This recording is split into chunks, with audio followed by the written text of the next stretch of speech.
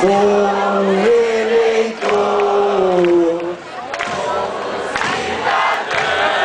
Fala, Zé, peço ao senador, vote não.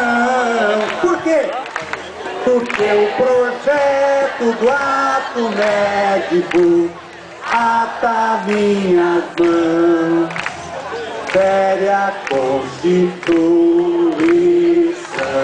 Mais uma vez? Vamos lá, bem alto.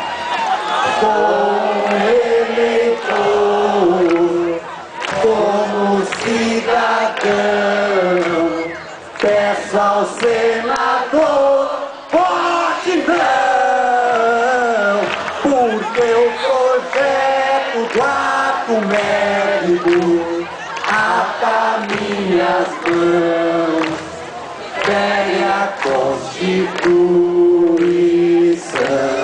Mais uma vez! Pessoal.